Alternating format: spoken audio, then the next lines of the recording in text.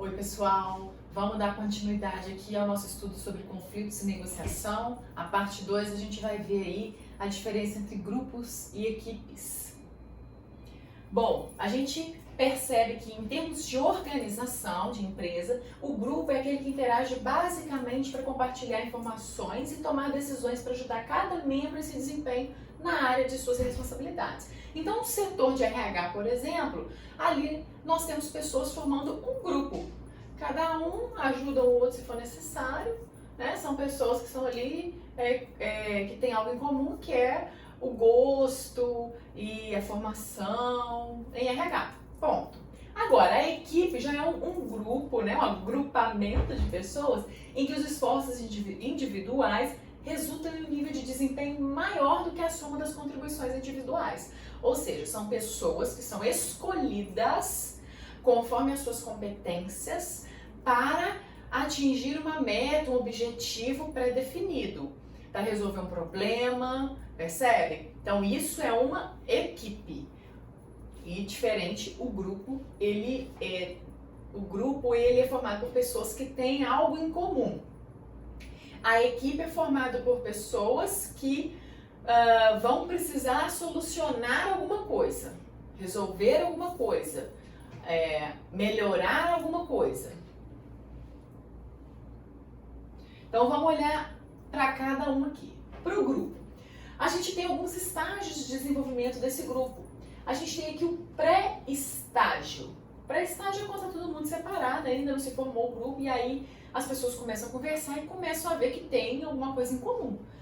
E aí elas começam a se interessar umas pelas outras, ficarem próximas umas pelas outras. E aí elas começam então o primeiro estágio da formação, que é de grande incerteza, momento de reconhecer esse novo contexto, quais são os comportamentos aceitáveis naquele grupo. Então vamos imaginar que comecei a sair na pracinha com meu filho, e de repente lá eu encontro outras mães. E a gente tem algo em comum, nós temos filhos. E aí a gente começa a conversar, e aí a gente começa a ver se a gente quer continuar conversando. E aí sim, a gente pode formar até um grupo no WhatsApp, fazer festa, enfim. Percebe? Então esse é o processo. Depois tem a tormenta. O que é tormenta? É um momento em que as pessoas assim, aceitam o grupo, mas ainda não está definido o limite desse grupo. E aí elas não aceitam os limites individuais. O conflito é para saber quem vai comandar aquele grupo. E não é um conflito, a gente vai ver, né, em termos de conflito e negociação, que conflito não é uma coisa, às vezes, ruim, não é uma coisa que é negativa, que é briga, tá? É um momento o conflito é um incômodo ali. Então, o encerramento dessa fase se dá quando há uma grande definição de hierarquia, né, pela liderança. Então, a gente vai ver que a mãe tal é a mãe que mais quer organizar, ela vai construir o grupinho do WhatsApp, ela chama as outras mães. Então, na nossa ideia. Depois, a gente tem a fase da normatização, onde se começam a criar normas para a participação do grupo, de forma que o grupo fique mais coeso, né? Há um maior sentido de identidade coletiva como um todo, o grupo em si.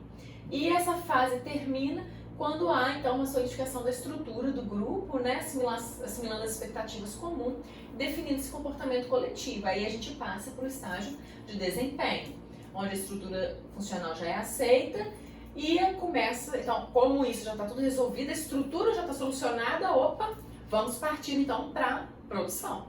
Vamos então desenvolver, que aí vem o desempenho. Ele se encerra quando o grupo é permanente, porque aí a gente vem então para a fase de interrupção. Então, para grupos temporários, que não é o caso de muitos, ou sim, você está na faculdade, você tem um grupo, acabou a faculdade, você tenta até manter contato com algumas pessoas, mas não consegue. Então, vamos imaginar que você tem um grupo temporário. Ou reunir pessoas ali, né, o setor de RH, um grupo temporário, que as pessoas podem ir mudando, percebe? Então, para grupos temporários, para grupos temporários, e o preparo para a dissolução e as atenções estão focadas na conclusão das atividades e não mais no alto desempenho. A questão do desempenho é um desempenho individual, porque a gente não tem, lembra na definição? Um auxilia o outro ali, lembra o setor de RH? Eu posso auxiliar meu colega, mas a gente não está ali reunido para resolver um problema, para a gente ampliar o desempenho, como são formadas, por exemplo, equipes para projetos. Percebem a diferença? Vamos imaginar que a gente quer introduzir uma nova prática de RH. Aí nós vamos montar uma equipe, sentar para discutir, construir, consolidar aquilo. Ok? Aquilo não necessariamente faz parte da nossa rotina de grupo, que é o setor, o funcionamento do setor. Então, alguns membros saem mais animados, motivados, outros nem tanto. Então, de acordo com a literatura, esses são os estágios de desenvolvimento do grupo. E mais o quê? E tem também alguns tipos, né? A gente tem os grupos formais, são os grupos definidos pela estrutura organizacional. É o que eu estou falando com vocês. O RH, o setor de RH, o setor de finanças, o setor de vendas, o setor de recepção, enfim. E os grupos informais são aqueles grupos formados àquela necessidade de interação social. Lembra que eu falei para vocês do Turner e Tashfer?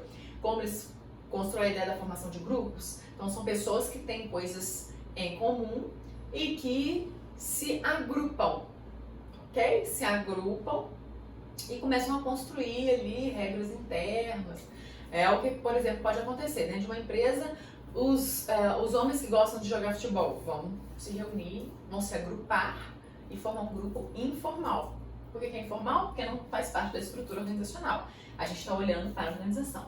Grupo de comando é determinado pela organização e são pessoas que se reportam diretamente, né, ao superior hierárquico. Grupos de tarefa também é determinado pela organização, são pessoas que se reúnem para executar determinada tarefa. Podem ultrapassar as relações de comando. E pode ser que venha futuramente a se tornar uma equipe, né? Isso aí vai depender dessa tarefa. Grupos de interesse, pessoas que trabalham juntas para atingir determinado interesse em comum. Grupos de amizade, pessoas que se uniram para compartilhar características em comum.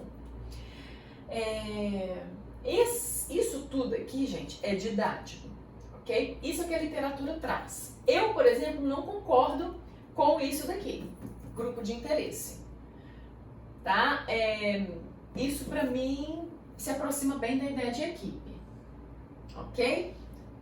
Deixa eu só colocar aqui o carregador, senão a gente vai ficar sem carregador. Bom, a gente vai falar agora um pouquinho, então, de como, estou colocando aqui, como acontece o pensamento e a mudança de posição do grupo. O que é o pensamento de grupo? É o group thinking, que as pressões por conformidade impedem a avaliação e ação racionais e críticas do grupo. O que é isso? Quando você está num grupo, às vezes surge ali uma ideia que se constrói coletivamente que te impedem. Aquela ideia ali do grupo é forte, você quer pertencer ao grupo, a sua necessidade de pertencer ao grupo faz com que você busque pensar como o grupo pensa. E isso pode limitar avaliações e análises críticas, de uma forma geral, do que se está analisando. A mudança de posição do grupo, que é o group shift, é a tendência em exacerbar as posições iniciais, não aceitando movimentações, caracterizando conservadorismo extremo ou postura arriscada. Então é também esse movimento do grupo de resistir um pouco a esses processos de mudança, de alteração. Por quê, gente? É um receio real do grupo se dissolver, do grupo deixar de existir. E muitas pessoas se sentem vivas por pertencer a algum grupo. Então é muito delicada essa questão de grupo.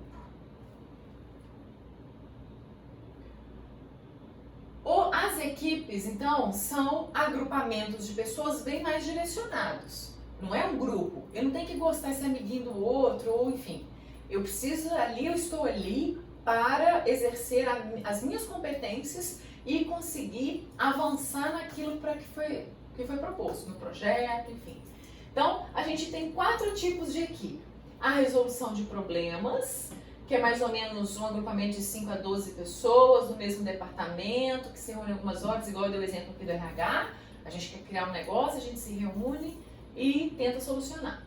Tem as equipes autogerenciadas, que são pessoas que assumem a responsabilidade dos seus antigos supervisores.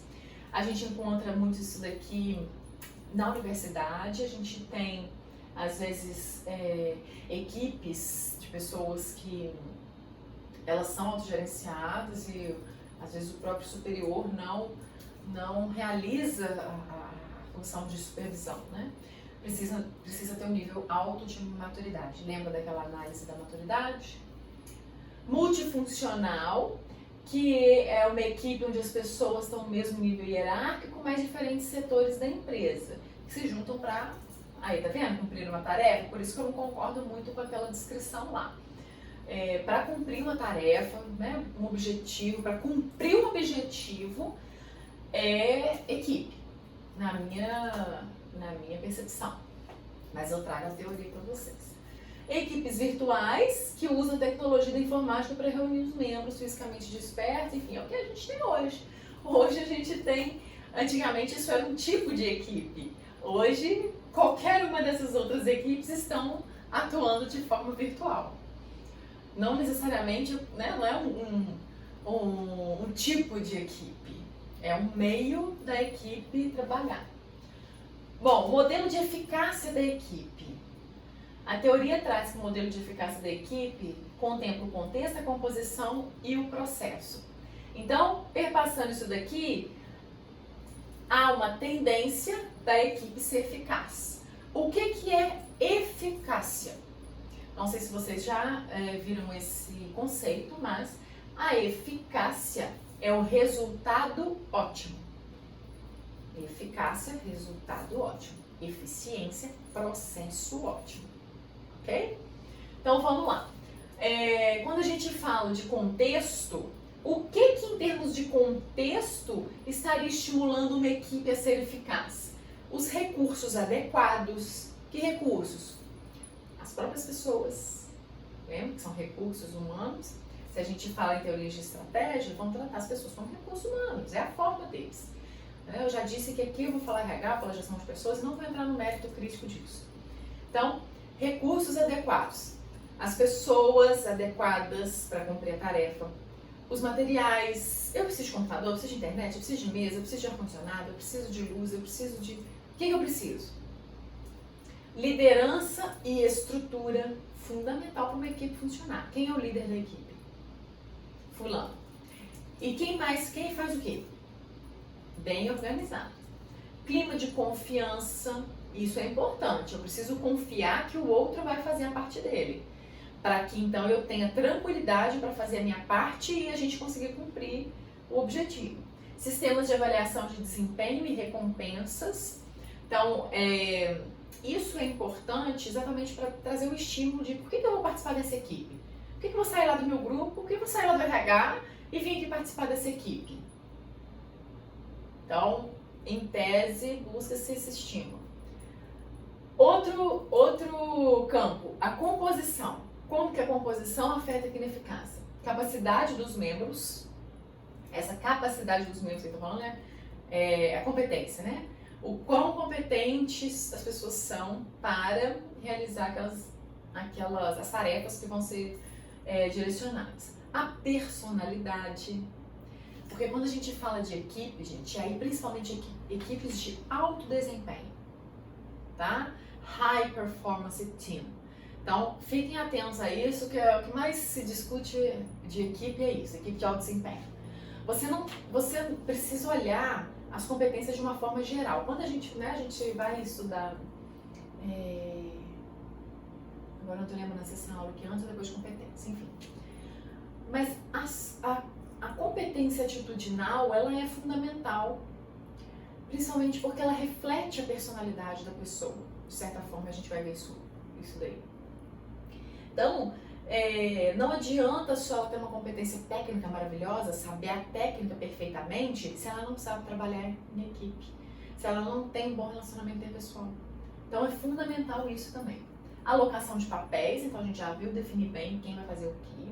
Diversidade, quanto mais diverso, mais criativo, mais opções tem para tomada de decisão. Tamanho da equipe. Tamanho da equipe também é importante, porque quanto mais pessoas, mais complicadinho é de fazer gestão. Só que também mais possibilidades podem surgir. Então isso vai depender da estrutura, vai depender do problema, vai depender do contexto, dos recursos que a empresa tem para disponibilizar. Flexibilidade dos membros, a entender, né, o nível de flexibilidade, preferência dos membros, o que eles preferem fazer ou não. Então isso aqui é todo um conjunto. E do processo é o propósito comum, todo mundo compreender claramente, lembra a parte de comunicação? Então, estar claro para todo mundo o que precisa ser feito, metas específicas para isso, autoconfiança, modelos mentais para organizar, clarear, níveis de conflito, que é o quê?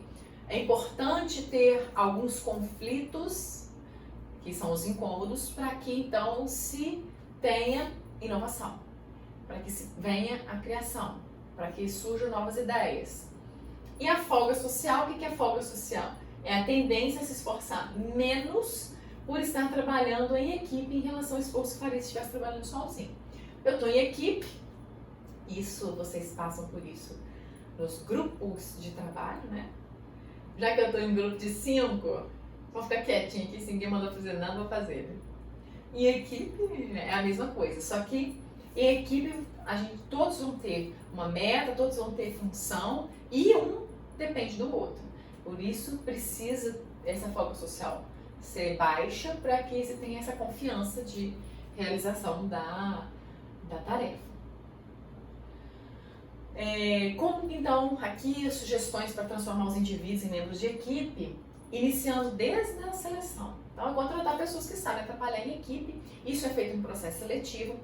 E aí, gente, é o seguinte, na nossa disciplina de gestão de pessoas 1, a gente estuda comportamento dos indivíduos, ok? E coisas que abrangem isso. Na gestão de pessoas 2, vocês vão ver as práticas, recrutamento e seleção, treinamento e desenvolvimento, Então, a 1 não entra nesse mérito, eu estou falando disso, mas eu não vou aprofundar o que é. Treinamento, desenvolver competências para o trabalho em equipe, né? Relacionamento interpessoal, a gente vai aprofundar isso em competências. Recompensa, oferecer incentivo para ser um bom membro de equipe. Cuidado, nem sempre formar equipes é a solução.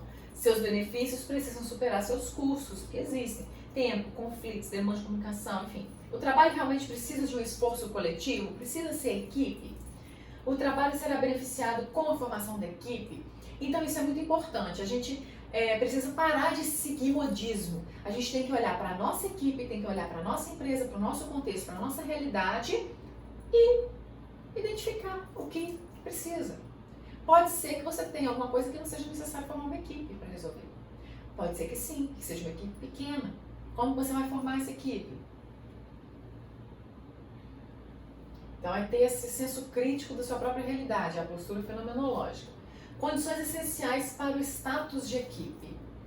Metas e propósitos em comum, trabalho em conjunto, responsabilidade e compromisso, cooperação, comunicação aberta e efetiva. Então vocês já perceberam que para ser membro de equipe, o nível de maturidade precisa ser também,